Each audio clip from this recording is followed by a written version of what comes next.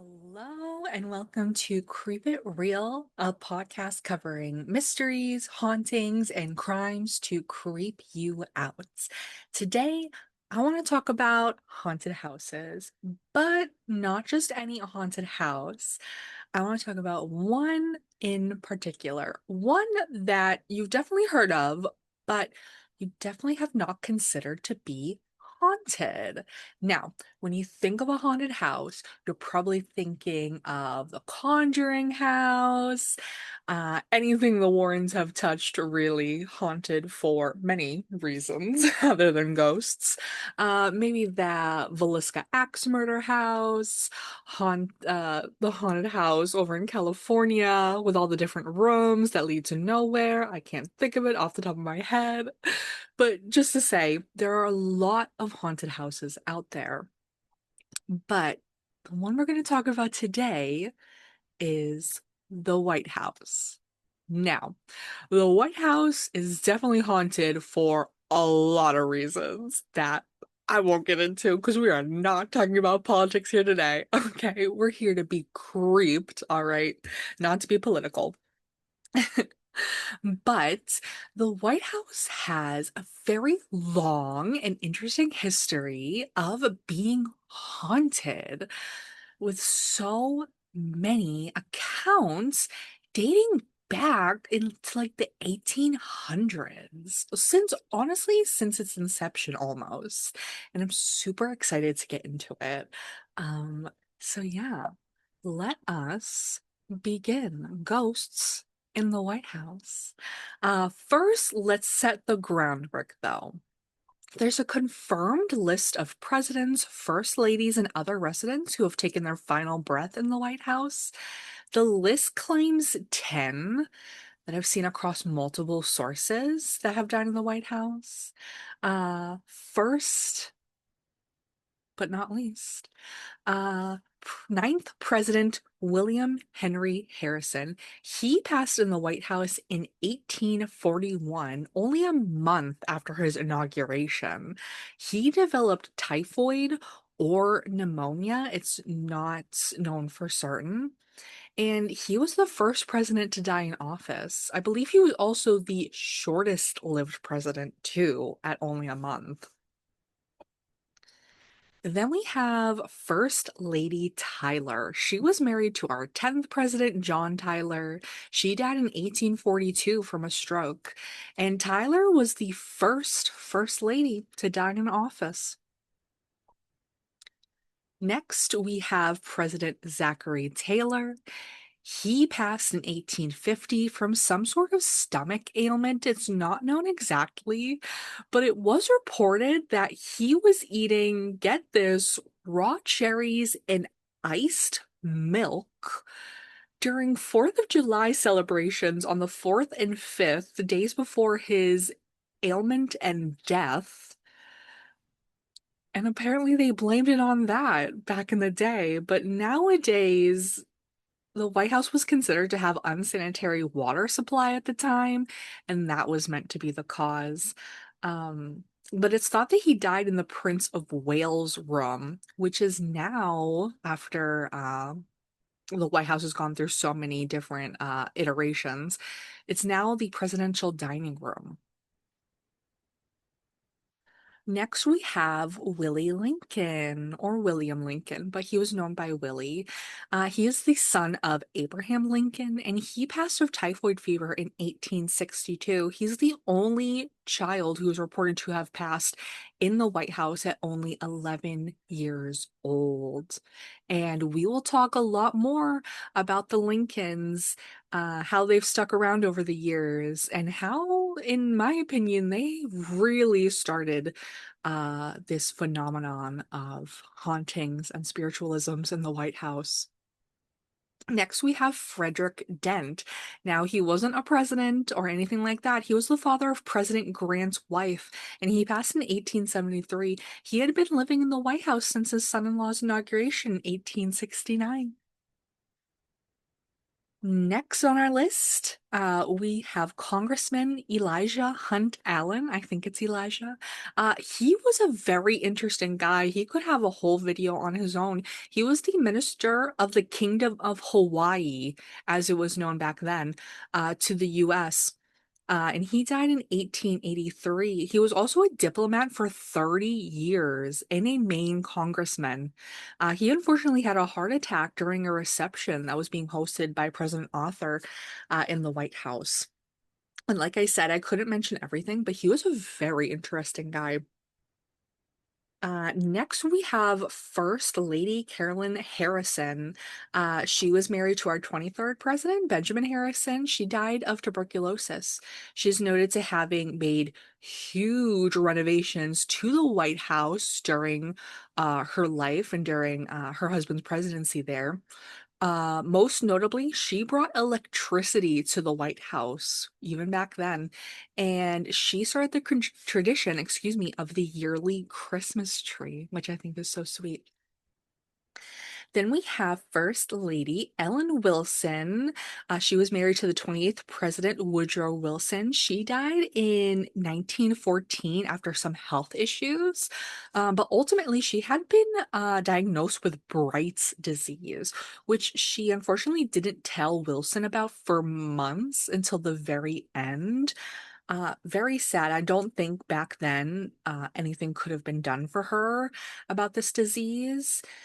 Um, and I think with the political climate at the time and the world's political climate at the time, she probably didn't want to put much pressure on him, but very sad indeed. She looks like the sweetest person in the world in all of her photos. Then we have Charles G. Ross.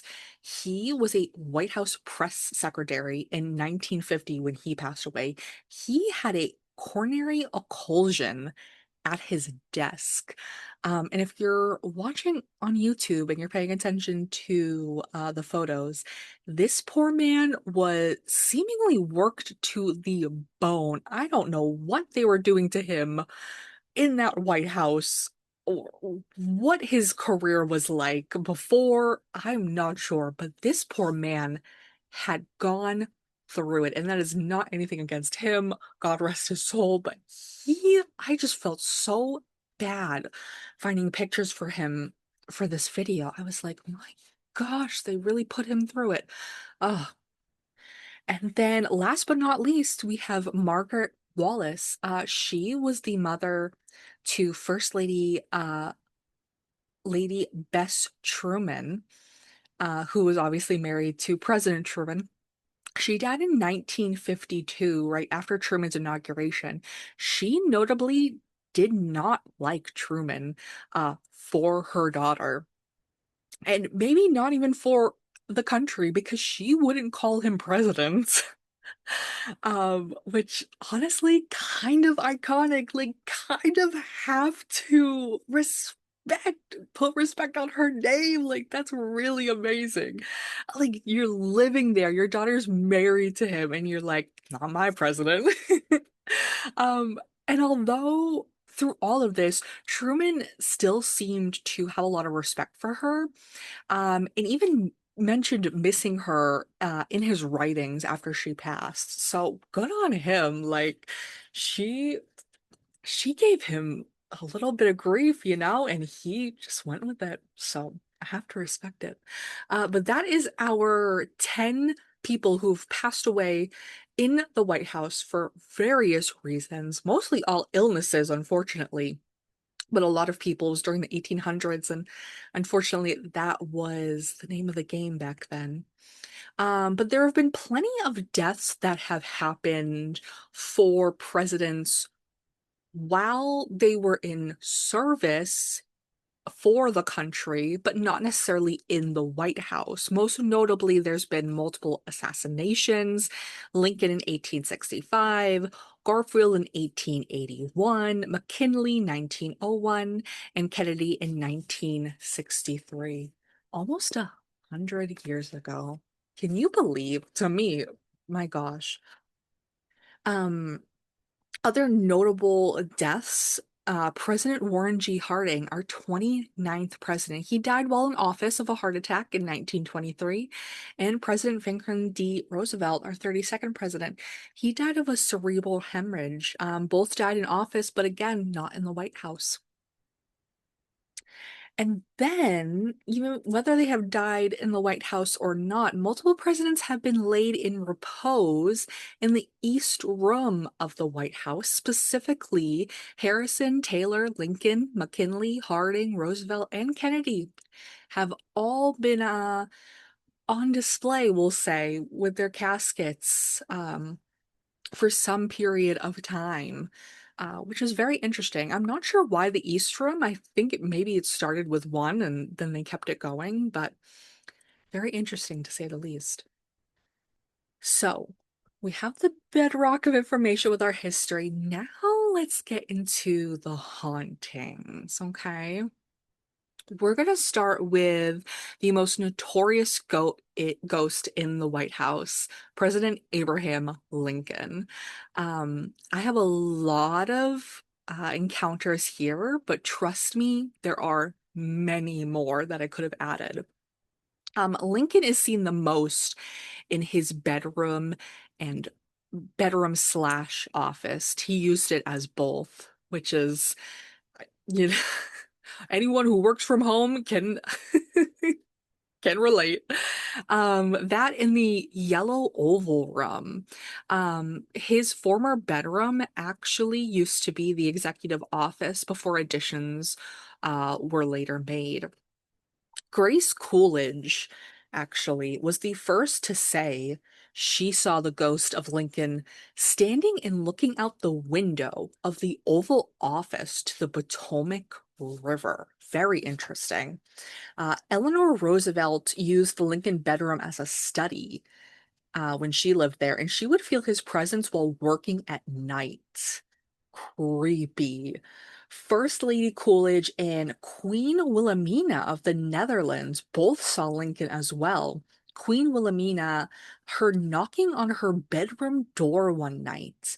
She goes to open it, and then she sees Lincoln's ghost right there with his top hat on and everything. Can you even imagine? My gosh. Um, Winston Churchill was visiting the White House during World War II. One night he got out of the bath to find Lincoln standing by the fireplace in his room. My gosh, I would have run for the hills. It would have been a fright that probably would have ended me right there. Uh, Lillian Rogers Parks, she's an interesting woman. She was a seamstress who worked in the White House for 30 years. She wrote a memoir about her life, and she wrote that uh, she once told somebody else that she heard personless pacing up and down the halls. And that person told her it was just old Abe. So apparently, Abraham Lincoln, he is just going up and down the hallways. He's hanging out in people's rooms. He's just showing up for a time. Lady Bird Johnson, she felt Lincoln's presence while watching TV one night, and it just so happened to be a program about his death. So, interesting to say the least. I don't know if maybe that was like her mind playing tricks on her, maybe like the illusion, but I'll take it for what it is. Here on this channel, I'll believe her. I'll believe her. Then there's Tony Savoy. He was the White House chief operations foreman in 2014. He said he saw Lincoln's ghost sitting in a chair and then he just disappeared. I will have to say, to see to see any ghost, scary, shocking at first, right? But then to see a ghost of a historical figure like Abraham Lincoln, who, I mean, I think most people can see a picture of him and know who that is, right? Crazy. That would just be mind-boggling. I have a quote here from the History Channel. Quote, psychics have speculated that Lincoln's spirit remains in the White House to be on hand in times of crisis, as well as to complete the difficult work that his untimely death left unfinished, which is interesting. I didn't know exactly what they meant by the difficult work that his untimely death left unfinished. I would say probably still, the aftermath of the Civil War and the slave trade, probably. They didn't continue on that thought in the article I read. But very interesting. And you know what? He's probably hanging around still to this day. But moving on. Uh, we have Mary Todd Lincoln, obviously First Lady, wife to Abraham Lincoln. She was very spiritual, and as I said at the top of this episode, uh, in my opinion, she really started the ghost phenomena in the White House. Like, I think she stirred some things up. Uh, that leads to the long history of paranormal phenomenon that we have in the White House now. She held multiple seances in what is now known as the Red Room. Of course, spiritualism was big at the time that she was living in the White House. You have to think it was the Civil War. There was a lot of death going on in the country at that time. And there was a lot of people, not just her, but a lot of people in the country who wanted to communicate with the other side. After the death of her son, Mary Lincoln took to doing spirit circles to connect with him. Lincoln actually attended two of his wife's seances. Very interesting. Can you imagine a president nowadays doing that? That would be crazy. He even foresaw his own death in a dream during this time. Wild. Apparently couldn't stop what was coming, unfortunately, but um, Mary Lincoln, specifically going back to her, she heard, this is so crazy. She heard Andrew Jackson play his violin around the White House. I guess maybe he had a very specific way of playing, or he was known for it, I assume. But yeah, she heard him playing his violin around the White House as well. She would hear him stomping and swearing through the halls. Now, what's even more interesting about this is that they would have known each other, not necessarily friends, but they would have been acquainted. So, can you imagine that? Like, what I'm telling you right now, we are learning about a historical figure who saw the ghost of another historical figure. Like, that just boggles my mind. I find that so interesting. Crazy. Obviously, back then, it wasn't that frame of reference wasn't there because she was just, she was didn't see herself as a historical person. But nowadays, that's just so crazy to me. Um, excuse me, back to Mary Todd Lincoln. She even saw her own son once as well in the White House after he had passed. Um, and she wasn't the only one. In the 1900s, a military aide wrote interviewing staff members at the White House at the time who saw a ghost boy walking around. And since Willie Lincoln is the only boy to have died there, it's assumed that that's who they saw. So very interesting. Now, speaking of Andrew Jackson, we'll go back to him. If Abraham Lincoln is the most seen and heard ghost, Andrew Jackson's the second most. He's been seen laughing in the Queen's bedroom. Scary. He has also been heard and seen laughing in the Rose Room. Now, his bedroom used to be the Rose Room, so that does make sense. But the Rose Room is noted as being the most haunted rooms in the White House. Uh, President Truman wrote of Jackson's ghost only 2 months into his term. Quote, I sit here in this old house and work on foreign affairs, read reports, and work on speeches, all the while listening to the ghosts walk up and down the hallway.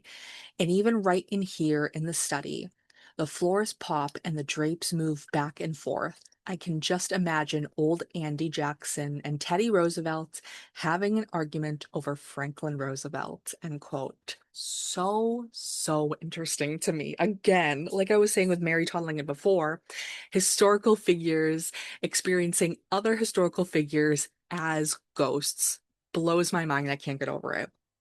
I will also say Truman calling the White House this old house is so fascinating to me because, yes, at the end of the day, the White House is just a house after all, but it's so interesting to hear a president refer it to it as such. So cool.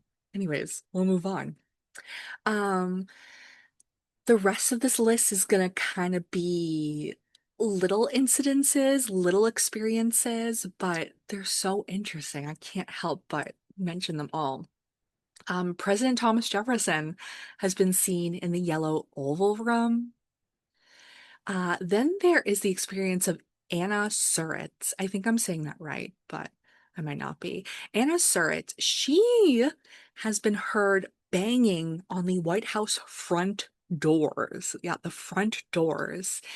In order to get a pardon for her mother, Mary Surratt, who was convicted and hanged as a conspirator in Lincoln's assassination. So this is something that actually happened. Mary Surratt was one of four people who, I believe it was four people, who were tried and executed for Lincoln's assassination. And Anna tried to get a pardon for her, went right up to the White House front doors apparently, and banged on the doors. I had never heard about this before. How many times I've learned about Abraham Lincoln's presidency and assassination in school, and I had never known this.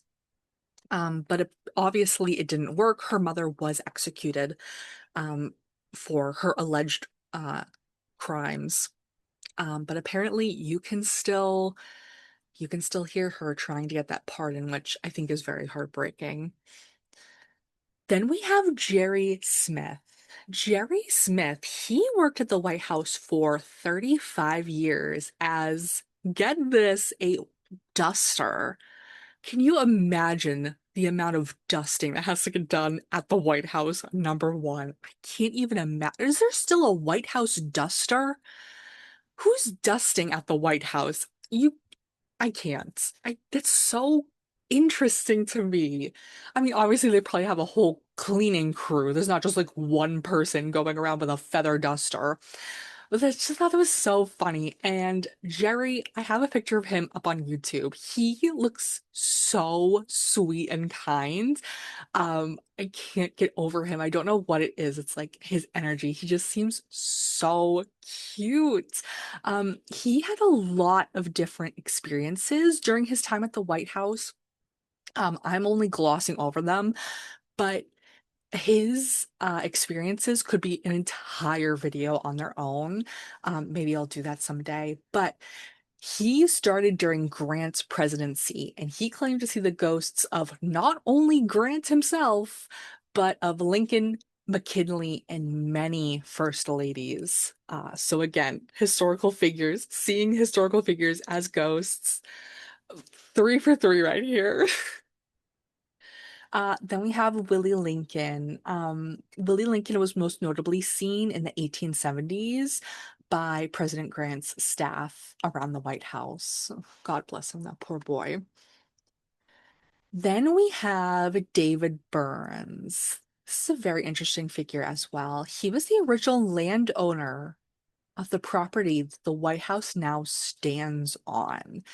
And he is known to haunt the entire building. He may have sold that property, but he did not leave it. There is a picture up on YouTube right now of the cottage that I think was built after he sold the land. I'm not sure though.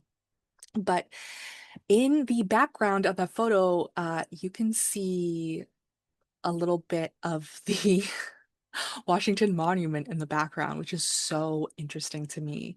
Um, but David Burns is still hanging around. A valet to Roosevelt heard a voice coming from the yellow Oval Room one day saying, "I'm Mr. Burns." And a guard during Truman's admin heard the same exact thing. So he is walking around making his presence known. Don't you worry about that. Moving on to something a little more sinister, we have the Thing. The Thing is an entity that's more of an enigma in the White House lore. It's assumed to be the spirit of a 15-year-old boy, although that only comes from someone else's account of seeing it. But this entity was around for Taft's era during the 1900s. Not sure why specifically his era. Again, this entity could have been an entire video all on its own. If you want it, let me know. But Taft's military aide, Major Archibald Butt, wrote that the thing seemed to be 14 to 15 years old and it would give pressure on your shoulders as if someone was leaning over you. Goodness gracious, no thank you. And President Taft would apparently fire staff for mentioning stories about it. Interesting. Interesting to say the least. Next, we have First Lady Dolly Madison. She is seen around the Rose Garden because she loved the Rose Garden and she kind of made it what it was for a very long time. So I can't blame her. President Taylor, he haunts the Blue Room. And the Blue Room was where he proposed to his second wife, Julia Gardner. And people have actually seen him in the stance of proposing to her, which I think is so sweet. Then we have President Harrison. He haunts the attic, well, what used to be the attic. The attic has been renovated as the third floor a long, long time ago. But back when people were seeing him most, it was actually just an attic where apparently kids of the president would go up and play and like stuff was stored. But he would haunt the attic. And again, he was the first president to die in the White House. So kind of interesting that he would hang around in the attic. Then we have Truman. Truman isn't necessarily seen around, but he definitely saw a lot of things. During his time in the White House, he wrote letters that he heard ghosts walking around him. Uh, 6 letters at least that have been documented. And his Secret Service at the time verified this because they would tell him, "It's not us." Very, very creepy. Now, moving away from specific people's experiences and getting on to certain places around the White House to kind of wrap up this section. The East Room. The East Room itself is very haunted. Apparently, you can hear sounds of water and you can smell soap and lavender, and you can actually see the haunting visage of women hanging laundry around. Now, this is not for some random reason. Back during Adams' presidency, the White House wasn't fully completed or furnished, but him and his wife, Abigail Adams, moved in anyways, and the East Room was used for laundry services. And specifically, the ghost of Abigail Adams herself has been seen in a cape and a lace shawl heading towards the East Room carrying loads of laundry. And you know what? A first lady doing laundry? I love that. Iconic.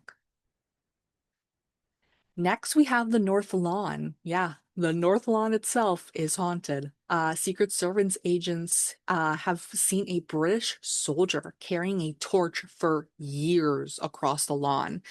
And this has probably come from the English invasion of DC during the War of 1812.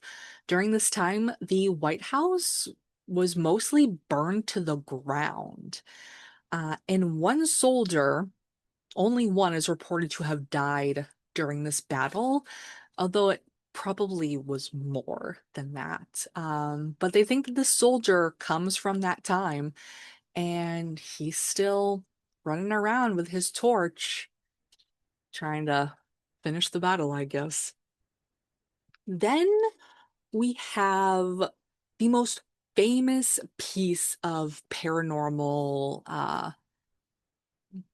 experience, excuse me, from the White House. If you've never heard about the White House being haunted before, you probably have seen this photo.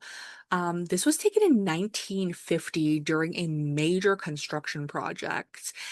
It's just a black and white photo of a bunch of guys working and all of this dirt and just rubble around them. It looks like rubble to me, but they have an excavator, all these tools around.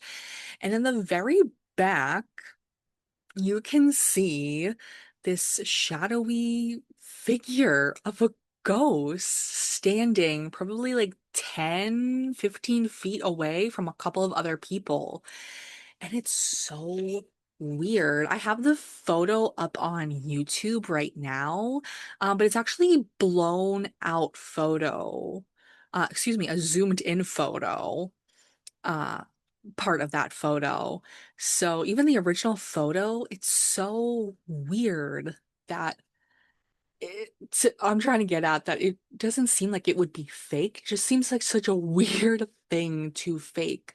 And the person definitely looks different than the other two people in the background with him. So very odd, very strange, but definitely super interesting.